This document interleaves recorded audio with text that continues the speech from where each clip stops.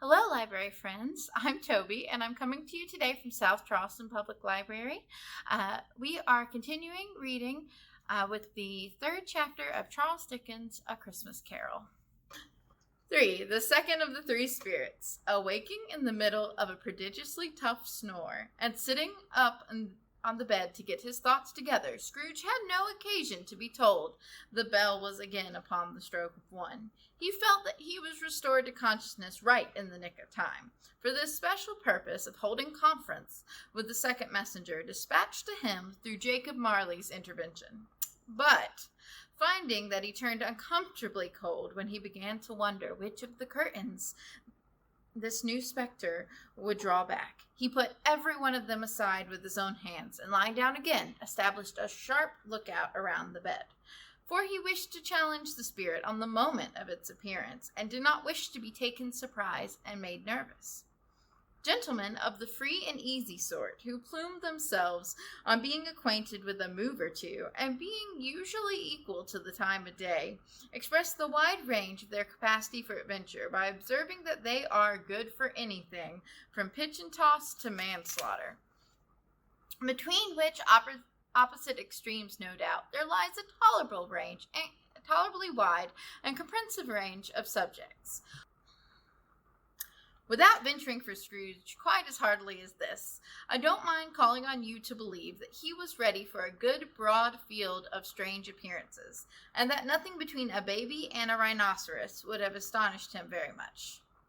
Now being prepared for almost anything, he was not by any means prepared for nothing, and consequently, when the bell struck 1 and no shape appeared, he was taken with a violent fit of trembling.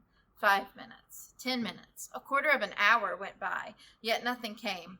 All this time he lay upon his bed, the very core and center of a blaze of ruddy light which streamed upon it when the clock proclaimed the hour, and which, being the only light, was more alarming than a dozen ghosts, as he was powerless to make out what it meant, or would be at, and was sometimes apprehensive that he might be at that very moment an interesting case of spontaneous combustion, without having the consolation of knowing it. At last, however, he began to think, as you and I would have thought at first, for it is always the person not in the predicament who knows what ought to have been done in it, and would unquestionably done it too. At last, I say, he began to think the source and the secret of this ghostly light might be in the adjoining room, from whence, upon farther tracing it, it seemed to shine. This idea taking full possession of his mind, he got up softly and shuffled his slippers to the door. The moment Scrooge's hand went to the lock, a strange voice called him by name and bade him enter. He obeyed. It was his own room. There was no doubt about that. But it had undergone a surprising transformation. The walls and ceiling were so hung with living green that it looked like a perfect grove, from every part of which bright gleaming berries glistened, and the crisp leaves of holly, mistletoe, and ivy reflected back the light, as if so many little mirrors had been scattered there, and set such a mighty blaze went roaring up the chimney as the dull petrification of a hearth had ever known in Scrooge's time, or Marley's, and for many, many winter seasons gone, heaped up on the floor, to form a kind of throne, where turkeys, geese, game, poultry, brawn, great joints of meat, suckling pigs, long wreaths of sausages, mince pies, plum puddings, barrels of oysters, red-hot chestnuts, cherry-cheeked apples, juicy oranges, luscious pears, immense 12th cakes, and seething bowls of punch that made the chamber dim with their delicious steam. In an easy state upon this couch there sat a jolly giant, glorious to see, who bore a glowing torch in the shape not unlike a plenty-horn, and held it up, high up, to shed its light on Scrooge, as he came peeping around the door. "Come in," exclaimed the ghost. "Come in and know me better, man." Scrooge entered timidly. He hung his head before the spirit.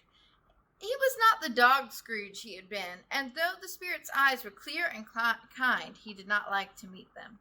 "I am the ghost of Christmas present," said the spirit. "Look upon me." Scrooge reverently did so.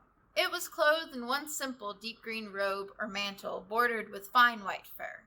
This garment hung so loosely on the figure that its capacious chest was bare, as if disdaining to be warded or concealed by any artifice. Its feet, observable beneath the ample folds of the garment, were also bare, and on its head it wore no other covering than a holly wreath, set here and there with shining icicles. Its dark brown curls were long and free as its genial face, its sparkling eye, its open hand, its cheery voice, its unconstrained demeanor and joyful air. Girdled around the middle was an antique scabbard, but no sword was in it, and the antique sheath was eaten with rust. "You have never seen the like of me before," exclaimed the spirit. "Never," Scrooge made answer to it. Have never walked forth with the younger members of my family, meaning, for I am very young, my elder brothers born in these later years," pursued the phantom. "I don't think I have," said Scrooge, "and I am afraid I have not. Have you many brothers, spirit?" "Ha! More than 1,800, said the ghost. "And his family to provide for," muttered Scrooge, and the Ghost of Christmas Present rose. So here is a picture of the Ghost of Christmas Present. "Spirit," said Scrooge submissively, "conduct me where you will. I went forth last night on compulsion, and I have learnt a lesson which is working now. Tonight, if you have aught to teach me, let me profit by it." Touched my robe. Scrooge did as he was told, and held it fast. Holly, mistletoe, red berries, ivy, turkeys, geese, game, poultry, brawn, meat, pigs, sausages, oysters, pies, pudding, fruit, and punch all vanished instantly. And so did the room, the fire, the ruddy glow, the hour of the night, and they stood out in the streets on Christmas morning, where, for the weather was severe, the people made a rough but brisk and not unpleasant kind of music, in scraping the snow from the pavement in front of their dwellings, and from the top of their houses, whence it was a mad delight to the boys to see it come pummeling down to the road below, and splitting into artificial little snowstorms. The house fronts looked black enough, and the windows blacker, contrasting with the smooth white sheet of snow upon the roofs, and with the dirtier snow upon the ground, which last deposit had been plowed up by deep furrows in the heavy wheels of carts and wagons, furrows that crossed and recrossed each other hundreds of times, where the great streets branched off and made intricate channels, hard to trace, in the thick yellow mud and icy water. The sky was gloomy, and the shortest streets were choked up with a dingy mist, half thawed, half frozen, whose heavier particles descended in a shower of sooty atoms, as if all the chimneys in Great Britain had, by one consent, caught fire, and were blazing away to their dear hearts' content. There was nothing very cheerful in the climate or the town, and yet there was an air of cheerfulness abroad that the clearest summer air and brightest summer sun might have endeavored to diffuse in vain, for the people who were shoveling away on the housetops were jovial and full of glee, calling out to one another from the parapets, now and then exchanging a fastidious snowball, better-natured missile by far than a wordy jest, laughing heartily as if it went right, and less heartily if it went wrong. The poulterer's shop was still half open, and the fruiterers were radiant in their glory. And there were great, round, pot-bellied baskets of chestnuts, shaped like the waistcoats of jolly old gentlemen, lolling at the doors and tumbling out into the street in their apoplectic opulence. There were ruddy brown faces, broad-girthed Spanish onions, shining in the fatness of their growth like Spanish friars, and winking from the shelves in wanton shyness at the girls as they went by, and glanced demurely at the hung-up mistletoe. There were pears and apples clustered high in blooming pyramids. There were bunches of grapes, made in shopkeepers' benevolence to dangle from the conspicuous hooks, that people's mouths might water gratis as they passed. There were piles of filberts, mossy and brown, recalling in their fragrance the ancient walks among the woods, and pleasant shufflings, ankle-deep through weathered leaves. There were Norfolk biffins, squab and swarthy, setting off the yellow of the oranges and the lemons, in the great compactness of their juicy persons, urgently entreating and beseeching to be carried home in paper bags and eaten after dinner. The very gold and silver fish set forth among these choice fruits in a bowl, though members of the dull and stagnant-blooded race appeared to know there was something going on, and to a fish went gasping around their little world in slow, passionless excitement. The grocers, nearly closed, with perhaps 2 shutters down, or 1, but through those gaps such glimpses. I was not alone. The scales descending on the corner made a merry sound, or that the twine and the roller parted company so briskly, or that the canisters were rattled up and down like juggling tricks, or even that the blended scents of tea and coffee were so grateful to the nose, or even that the raisins were so plentiful and rare, the almonds so extremely white, the sticks of cinnamon so long and straight, the other spices so delicious, the candy fruits so caked and spotted with molten sugar as to make the coldest lookers-on feel faint and subsequently bilious. Nor was it that the figs were moist and pulpy, or the French plums blushed in modest tartness from their highly decorated boxes, or that everything was good to eat and in its Christmas dress. But the customers were so hurried and eager in the hopeful promise of the day that they tumbled against each other in the door, clashing their wicker baskets wildly, and left their purchases upon the counter, and came running back to fetch them, and committed hundreds of like mistakes in the best humor possible, while the grocer and his people were so frank and fresh, and the polished tarts on which they fastened their aprons behind might have been their own, worn outside for general inspection, and for Christmas dolls to peck at if they choose. But soon the steeples called the good people all to church and chapel, and away they came, flocking through the streets in their best clothes, and with their gayest faces, and at the same time they emerged from scores of by-streets, lanes, and nameless turnings, innumerable people, carrying their dinners to the baker shops. The sight of these poor revelers appeared to interest the spirit very much, for he stood with Scrooge beside the baker's doorway, and taking off the covers as their bearers passed, sprinkled incense on their dinners from his torch.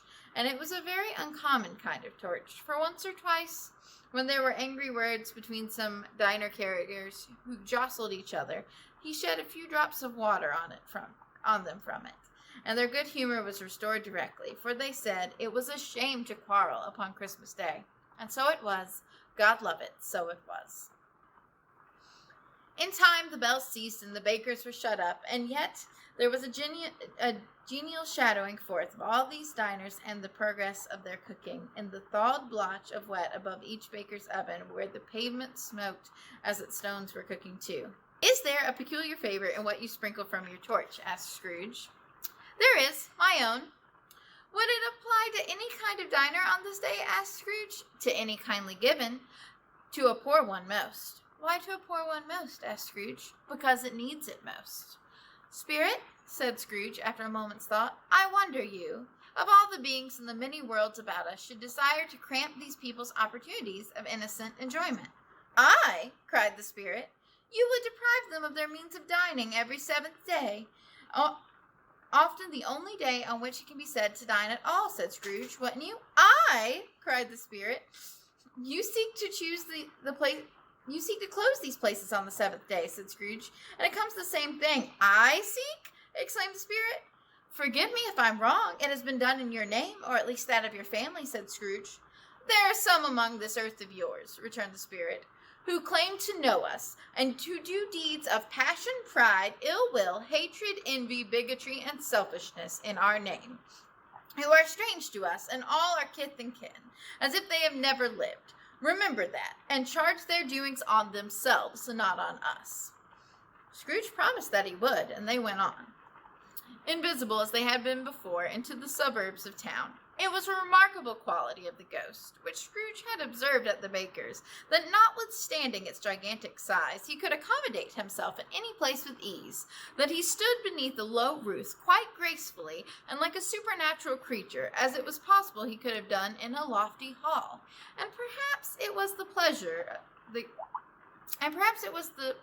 good spirit had in showing off this power of his, or else of his own kind, generous, hearty nature, and sympathy with all poor men, that led him straight to Scrooge's clerk. For as he went and took Scrooge with him, holding his robe, and on the threshold of the door the spirit smiled and stopped to bless Bob Cratchit's dwelling with the sprinkling of his torch. Think of that! Bob had but 15 bob a week himself. He pocketed on Saturdays but 15 copies of his Christian name, and yet the ghost of Christmas present blessed his four-room house.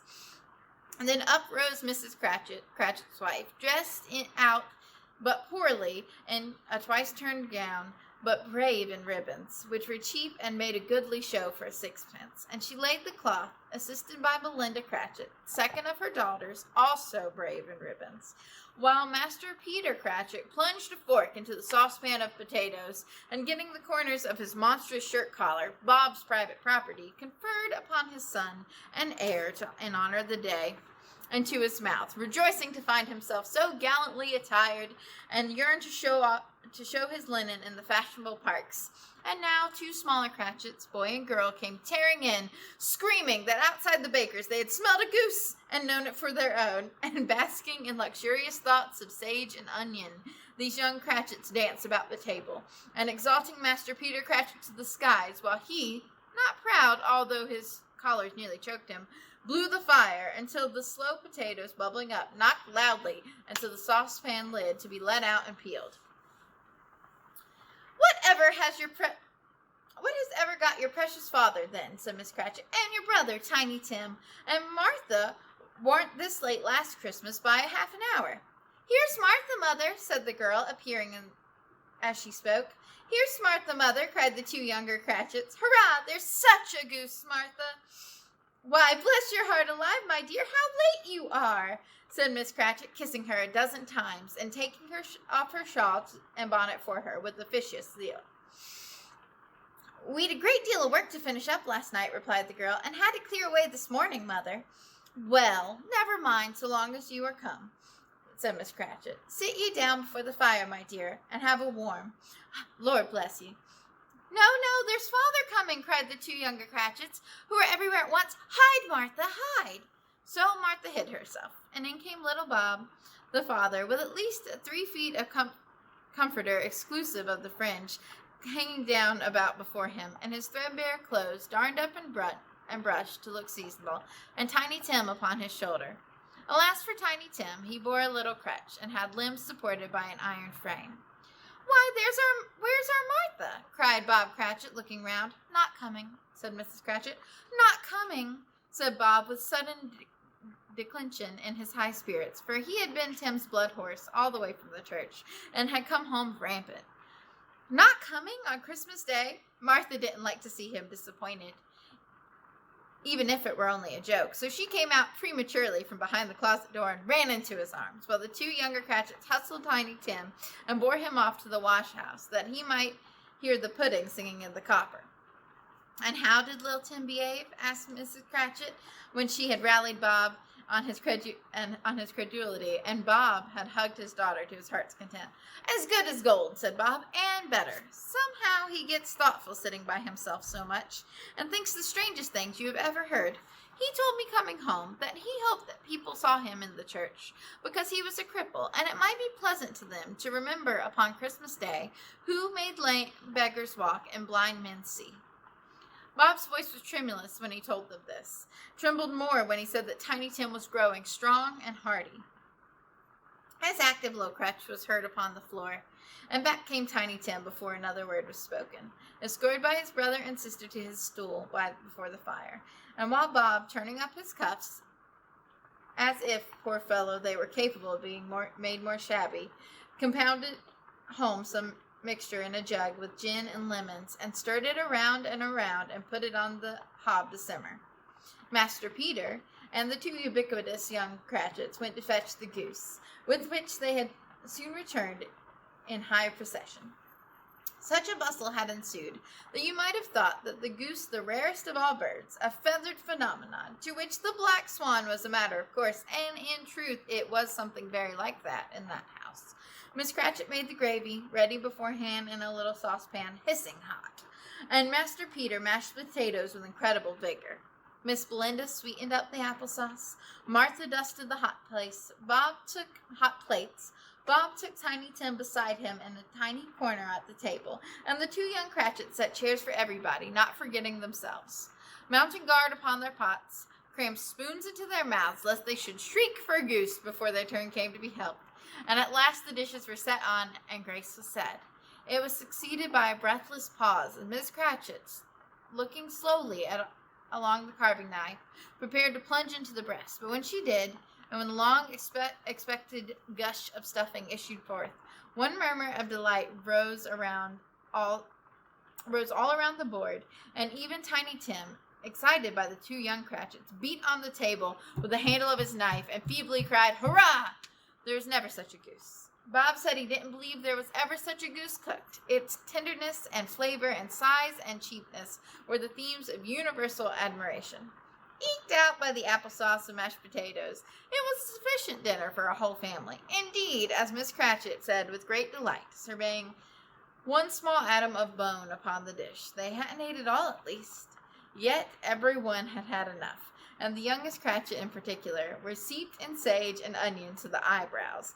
And now the plates being changed by Miss Belinda, Miss Cratchit had left the room alone, too nervous to bear witness, to take the pudding up and bring it. Suppose it should not be done enough. Suppose it should break in turning out.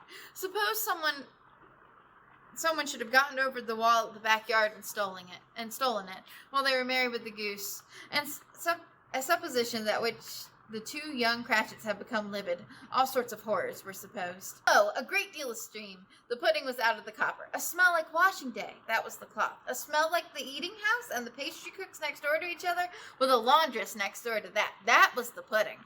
In half a minute, Miss Cratchit entered, flushed but smiling proudly with the pudding, like a speckled cannonball, so hard and firm, blazing in a half quartern of ignited brandy and bedding with Christmas holly stuck to the top. "Oh, what a wonderful pudding," Bob Cratchit said calmly, too, that he regarded it was the greatest success achieved by Miss Cratchit since their marriage.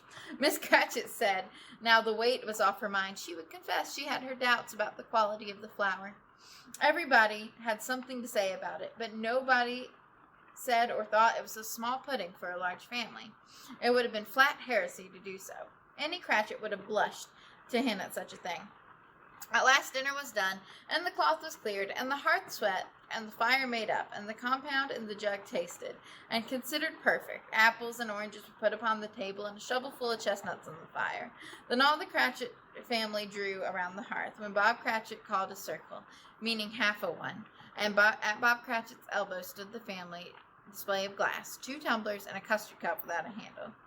These held the hot stuff from the jug, however, as well as golden goblets would have done, and Bob served it out with beaming looks, while the chestnuts on the fire sputtered and crackled noisily. Then Bob proposed, "A Merry Christmas to us, my dears. God bless us," to which the family re-echoed. "God bless us, every one," said Tiny Tim last of all. He sat very close to his father's side, upon his little stool. Bob held his withered little hand in his, and he loved the child, and wished to keep him by his side, and he dreaded that it might be taken from him. "Spirit," said Scrooge, with interest he had never felt before, "tell me if Tiny Tim will live." "I see a vacant seat," replied the ghost, "in the poor chimney corner, and a crutch without an owner, carefully preserved. If the shadows remain unaltered by the future, the child will die." "Oh, no," said Scrooge. "Oh, kind Spirit, say he will be spared." "If these shadows remain unaltered by the future, none other of my race," returned the ghost, "will find him here. What then, if he be to die? He had better do it, and decrease the surplus population." Scrooge hung his head to hear his own words quoted by the spirit, and was overcome with penitence and grief. "Man," said the ghost, "if man you be in heart, and not adamant forbearer, that wicked can't until you have discovered what the surplus is, and where is it, will you decide what men shall live, and what men shall die. It may be, in sight of heaven, you are more worthless and less fit to live than millions like this poor man's child. O God, to hear the insect of leaf pronouncing on the too much life among us, his hungry brothers in the dust." Scrooge bent before the ghost's rebuke, trembling, cast his eyes upon the ground, but he raised them speedily, hearing his own name. "Mr. Scrooge," said Bob, "I give you Mr. Scrooge, the founder of the feast." "The founder of the feast, indeed," cried Mrs. Cratchit, reddening. "I wish I had him here to give him a piece of my mind to feast upon, and I hope he'd have a good appetite for it." "My dear," said Bob, "the children, Christmas Day." "It should be Christmas Day, I am sure," said she, "on which one drinks the health of such an odious, stingy, hard, unfeeling man as Mr. Scrooge. You know he is, Robert. Nobody knows better than you do, poor fellow." "My dear," was Bob's mild answer, "Christmas Day." "I'll drink to his health for your sake and the day's," said Mrs. Cratchit, "but not for his. Long life to him, a Merry Christmas and a Happy New Year. He'll be very merry and very happy, I have no doubt." The children drank the toast after her. It was the first of their proceedings that had no heartiness in it. Tiny Tim drank last of all, but he didn't care twopence for it. Scrooge was the ogre of the family. The mention of his name cast dark shadows on the party, which was not dispelled for a full 5 minutes, and after it had passed away, they were 10 times merrier than before, from the mere relief of Scrooge the Baleful being done with. Bob Cratchit had told them how he had a situation in his eye for Master Peter, which would bring in, if obtained, a full 5 and 6 pence weekly. The 2 young Cratchits laughed tremendously at the idea of Peter's being a man of business, and Peter himself looked thoughtfully at the fire between his collars, as if he were deliberating what particular investments he should favor when it came to the receipt of that bewildering income. Martha, who was a poor apprentice at a milliner's, had then told them what kind of work she had to do, and how many hours she worked at a stretch, and how she meant to lie abed tomorrow morning for a good long rest, tomorrow being a holiday she passed at home. So how she had seen a countess and a lord some days before, and how the lord was much about as tall as Peter, in which Peter pulled up his collar so high you couldn't have seen his head if you had been there. And at this time the chestnuts in the jug went round, and by, and they had a song about a lost child traveling in the snow, from Tiny Tim, who had a plaintive little voice, and sang it very well indeed. There was nothing of high mark in this. They were not a handsome family. They were not well dressed. Their shoes were far from being waterproof. Their clothes were scanty, and Peter might have known very well did the inside of a pawnbroker's. But they were very happy, grateful, pleased with one another, and contented with the time. And when they faded, and looking happier yet at the bright sprinklings of the Spirit's touch at parting, Scrooge had his eye upon them, especially on Tiny Tim, until the last. By this time it was getting dark and snowing pretty heavy, and as Scrooge and the Spirit were along the streets, the brightness of the roaring fires in the kitchens, parlors, and all sorts of rooms was wonderful. Here the flickering blaze showed preparations for a cozy dinner, with hot plates baking through and through before the fire, and deep red curtains ready to be drawn to shut out the cold and darkness. But there all the children of the house were running out into the snow to meet their married sisters, brothers, cousins, uncles, aunts, and to be the first to greet them. Here again were the shadows on the window blind of guests assembling, and there was a group of handsome girls, all hooded and fur-booted, and all chattering at once, tripped lightly off to some near neighbor's house, where, woe upon the single man who saw them enter, artful witches, and well they knew it, all in glow. But if you had judged from the numbers of people on their way to friendly gatherings, you might have thought that no one was home to give them welcome when they got there. Instead, every house expecting company, and piling up its fires chimney high. Blessings on it, how the ghost exulted, how it bared the breadth of breast, and opened the capacious palm, and floated on, outpouring with generous hand its bright and harmless mirth unto everything within its reach. The very lamplighter, who ran on before, dotting the dusky streets with specks of light, and who was dressed to spend the evening somewhere, laughed out loudly as the Spirit passed through the little kin, the lamplighter that he accompanied but Christmas. And now, without a word of warning from the ghost, they stood amongst the bleak and desert moor, where monstrous masses of rude stone were cast about, and as though it were the burial place of giants, the water spread itself wheresoever it listed, and who have done so for the frost that held it prisoner, and nothing grew but moss and furze and coarse rank grass. Down the west the setting sun had left a streak of fiery red, which glared upon the desolation for an instant, like a sullen eye, and frowning lower, yet, and it was lost in the thick gloom of the darkest night. "What place is this?" asked Scrooge. "A place where miners live, who labor in the bowels of the earth," returned the Spirit. "But they know me, see?" A light shone from the window of a hut, and swiftly they advanced towards it. Passing through the wall of mud and stone, they found a cheerful company assembled round a glowing fire. an old man and woman, with their children and their children's children, and another generation beyond that, all decked out gaily in their holiday attire. The old man, in a voice that seldom rose above the howling of the wind in the barren waste, was singing them a Christmas song. It had been a very old song when he was a boy, and from time to time they all joined the chorus. So surely as they raised their voices, the old man got quite blithe and loud. So surely as they stopped, his vigor sang again. The spirit did not tarry here, but bade Scrooge hold his robe, and passing on above the moor, sped with her, not to the sea. To sea? Scrooge's horror, looking back, he saw the last of the land, a frightful range of rocks behind them, and his ears were deafened by the thundering of the water, as they rolled and roared and raged among the dreadful cabins that had worn, and fiercely tried to undermine the earth. Built upon the dismal reef of sunken rock, some league or so from the shore, on which waters chafed and dashed the wild year through, there stood a lone, solitary lighthouse. Great heaps of seaweed clung to its base, and storm birds, born of the wind, one might suppose, as seaweed of the water, rose and fell about it, as like the waves they skimmed. But even here, 2 men who watched the light had made a fire, and through the loophole in the thick stone wall shed out a ray of brightness on the awful sea. Joining their horny hands over the rough table while they sat, they wished each other a Merry Christmas and their can of grog, and one of them, the elder two, with his face all damaged and scarred with hard weather, as the figurehead of an old ship might be, struck up a sturdy song that was like a gale in itself. And again the ghost sped on, above the black and heaving sea, on and on, until, being far away, as he told Scrooge, from any shore, they lighted on a ship. They stood beside the helmsman at the wheel, and the lookout on the bow, the officers who had the watch, dark, ghostly figures in their several stations, but every man among them hummed a Christmas tune, or had a Christmas thought, or spoke below his breath to his companion of some bygone Christmas day, with homeward hopes belonging to it.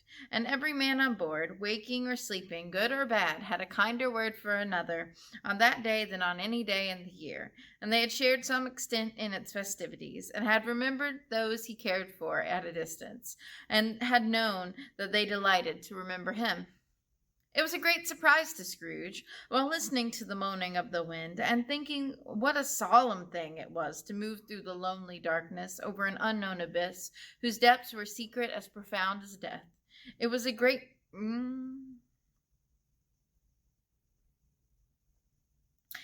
surprise to Scrooge, while thus engaged, to hear a hearty laugh. It was a much greater surprise to Scrooge to recognize it was his own nephew's, and to find himself in a bright and gleaming room, with the spirit standing smiling by his side, and looking at that same nephew with approving affability. "Ha ha!" laughed Scrooge's nephew. "Ha ha ha!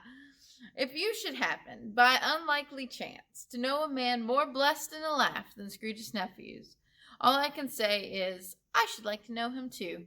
Introduce him to me, and I will cultivate his acquaintance." It was a fair, even-handed, noble adjustment of things, and while there's an infection and disease and sorrow, there is nothing in the world so irresistibly contagious as laughter and good humor. When Scrooge's nephew laughed in this way, holding his sides, rolling his head, and twisting his face into the most extravagant contortions, Scrooge's niece by marriage laughed as heartily as he. And their assembled friends, being not a bit behindhand, roared out lustily, "Ha ha ha ha ha ha! He said that Christmas was a humbug, as I live," cried Scrooge's nephew. "He believed it, too." "More shame for him, Fred," said Scrooge's niece indignantly. "Bless those women. They never do anything by halves, and they are always in earnest." She was very pretty. Exceedingly pretty, with a dimpled, surprised-looking capital face, a ripe little mouth, seemingly made to be kissed, as no doubt it was, all kinds of good little dots about her chin that melted into one another when she laughed, and the sunniest pair of eyes you ever saw in any creature's head. Altogether, she was what you would have called provoking, you know, but satisfactory, too. Oh, perfectly satisfactory. "He's a comical old fellow," said Scrooge's nephew. "That's the truth, and not so pleasant as he might be. However, his offenses carry their own punishment, and I have nothing to say against him."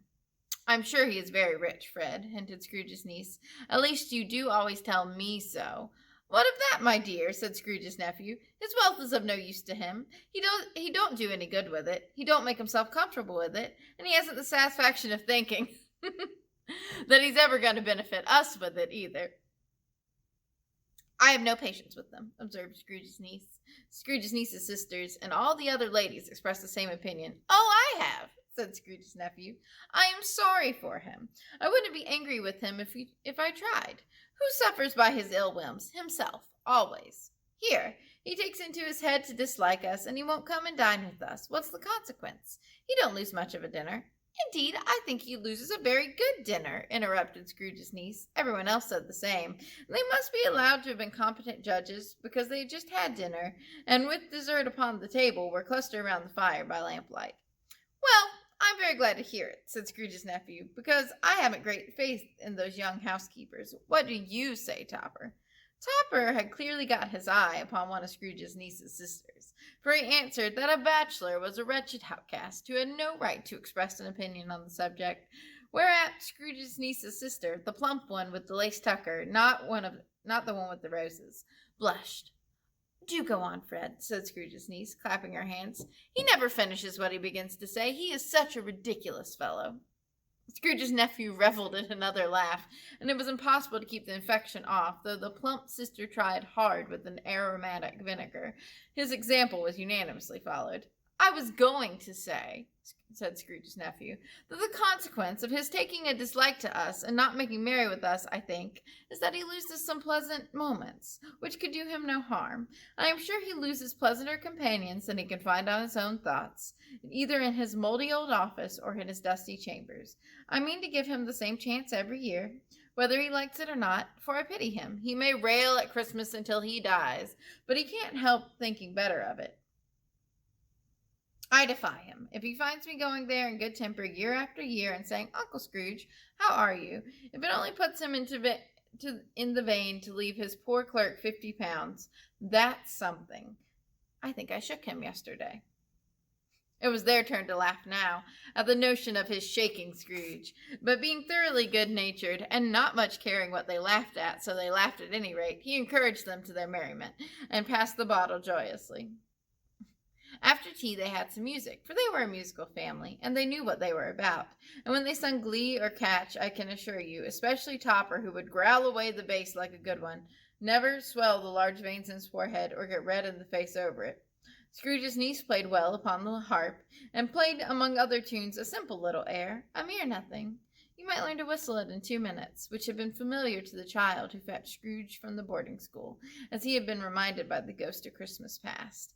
With this strain of music sounded, all the things the ghost had shown him came into his mind, and he softened more and more, and thought that if he could have listened to it often, years ago, he might have cultivated the kindness of life for his own happiness with his own hands, without resorting to the sexton's spade that buried Jacob Marley. But they didn't devote the whole evening to music. After a while they played forfeits, for it's good to be children sometimes, and never better than at Christmas, when its mighty founder was a child himself. Stop! There was at first a game of blind man's bluff. Of course there was. And I no more believe Topper was really blind than I believe he had eyes in his boots. My opinion is, it was a done thing between him and Scrooge's nephew, and that the ghost of Christmas present knew it. And the way he went after that plump sister in the lace tucker was an outrage on the credulity of human nature, knocking down the fire irons, tumbling over the chair, bumping against the piano, smothering himself among the curtains. Wherever she went, there he went.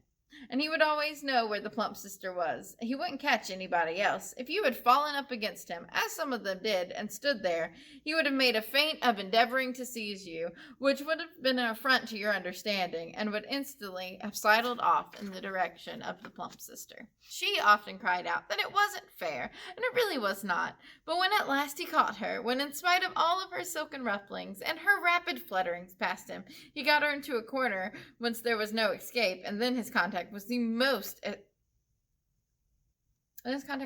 irascible. For his pretending not to know her, his pretending that it was necessary to touch her headdress, and farther to assure himself of her identity by pressing a certain ring upon her finger, a certain chain about her neck, was vile, monstrous. No doubt she told him her opinion of it, when another blind man, being in office They were so confidential together behind the curtains.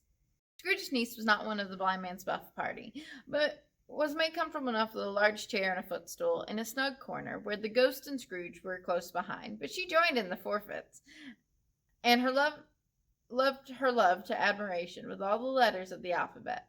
Likewise, with the game of how, when, and where, she was very great, and to a secret joy of Scrooge's nephew, beat her sisters hollow, and though they were sharp girls too, as Topper could have told you. There might have been 20 people there, young and old, but they all played, and so did Scrooge. For wholly forgetting in the interest he had in what was going on, that his voice made no sound in their ears, he sometimes came out with his guess quite loud, and very often guessed right too. For the sharpest needle, best Whitechapel warranted not to cut in the eye. It was not sharper than Scrooge, blunt as he took it in his head to be. The ghost was greatly pleased to find him in his mood, and looked upon him with such favor that he begged like a boy to be allowed to stay until the guest departed. But the spirit said it could not be done. "Here's a new game," said Scrooge. "1 half-hour, spirit, only one." The game was called Yes and No, where Scrooge's nephew had to think of something, and the rest must find out what it was, he only answering their questions as yes or no as the case was. The brisk fire of questioning to which he was exposed elicited from him that he was thinking of an animal, a live animal, a rather disagreeable animal, a savage animal, an animal that growled and grunted sometimes, and talked sometimes, and lived in London, and walked about the streets, and wasn't made a show of, and wasn't led by anybody, and didn't live in a menagerie, and was never killed at a market, and was not a horse or an ass or a cow or a bear or a bull or a tiger or a dog or a pig or a cat. And every fresh question was put to him. The nephew burst into a fresh roar of laughter, and was so inexpressibly tickled that he was obliged to get off the sofa and stamp.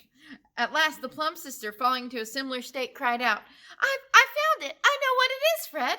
I know what it is!" "What is it?" "It's your Uncle Scrooge!" Which it certainly was. Admiration was the universal sentiment, though some objected that the reply to "Is it a bear?" ought to have been yes, inasmuch as an answer in the negative was sufficient to have diverted their thoughts from Scrooge, supposing they ever had any tendency that way. "He has given us plenty of merriment, I am sure," said Fred, and it would be ungrateful not to drink to his health. "Here is a glass of mulled wine, ready at our hands at the moment, and I say, Uncle Scrooge." "Well, Uncle Scrooge," they cried, "a Merry Christmas, a Happy New Year to the old man, wherever he is," said Scrooge's nephew. "He wouldn't take it from me, but he may have it nonetheless. Uncle Scrooge." Uncle Scrooge had imperceptibly become so gay and light of heart that he would have pledged the unconscious company in return, and thanked them in an audible speech, if the ghost had given him time, but the whole scene passed off in a breath of the last words spoken by his nephew, and he and the spirit were again upon their travels. Much as they saw, far as they went, and many homes they visited, but it was always with a happy end. The spirit stood beside sick beds, and they were cheerful. On foreign lands they were close at home. By struggling men they were patient in their greater hope. By poverty, and it was rich, in almshouse, hospital, and jail, in misery's every refuge, where vain man in his little brief authority had not made fast the door, and barred the spirit out, he left his blessing, and taught Scrooge his precepts. It was a long night, if it were only a night, but Scrooge had his doubts of this, because the Christmas holidays appeared to be condensed into the space of time they passed together. It was strange, too, that while the Scrooge remained unaltered by his outward form, the ghost grew older, clearly older. Scrooge had observed this change, but never spoke of it until they left a child's 12th night party and went looking at the spirit as they stood together in an open place. He noticed his hair was gray. "Are spirits' lives so short?" asked Scrooge. "My life upon this globe is very brief," replied the ghost. "It ends tonight." "Tonight!" cried Scrooge. "Tonight at midnight. Hark! The time is drawing near." The chimes were ringing 11:15 in that moment. "Forgive me if I'm not justified in what I ask," said Scrooge, looking intently at the spirit's robe, "but I see something strange, and not belonging to yourself, protruding from your skirts. Is it a foot or a claw?" "It might be a claw, for there's flesh upon it," was the spirit's sorrowful reply. "Look here." From the foldings of his robe he brought 2 children, wretched, abject, frightful, hideous, miserable. They knelt down at his feet and clung upon the...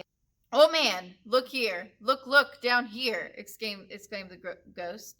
There was a boy and a girl, yellow, meager, ragged, scowling, wolfish, but prostrate too in their humility, where graceful youths should have filled their features out and touched them with the freshest tints. A stale, shriveled hand, like that of age, had pinched and twisted them, and pulled them into shreds. Where angels might have sat enthroned, devils lurked, and glared out menacingly. No change, no degradation, no perversion of humanity in any grade through all the mysteries of wonderful creation has monsters half so horrible and dread. Scrooge stared back appalled. Having them shown to him in this way, he tried to say they were fine children, but the words choked themselves rather than be parties of a lie of such magnitude. "Spirit, are they yours?" "They are man's," said the spirit, looking down upon them, "and they cling to me, appealing from their fathers. This boy is ignorance, and this girl is want. Beware them both in all their degree, but most of all beware the boy, for on his brow I see what written which is doom, unless the writing be erased." "Deny it," cried the spirit, stretching out his hands toward the city. "Slander those who tell ye. Admit it for your factious purposes, and make it worse, and bide till the end." "Have they no refuge or resource?" cried Scrooge. "Are there no prisons?" said the spirit, turning on him for the last time with his own words. "Are there no workhouses?" The bell struck 12. Scrooge looked about him for the ghost, and saw it not. As the last stroke ceased to vibrate, he remembered the prediction of old Jacob Marley. Lifting up his eyes, beheld a solemn phantom, draped and hooded, coming, like a mist on the ground, towards him. All right, so that is it for our chapter this week. Do remember that the library is going to be closed tomorrow and Friday for the Christmas holiday. We hope you all have a Merry Christmas and have a happy holidays. And we will see you tomorrow and Friday for the following chapters, but not at the library. Good evening.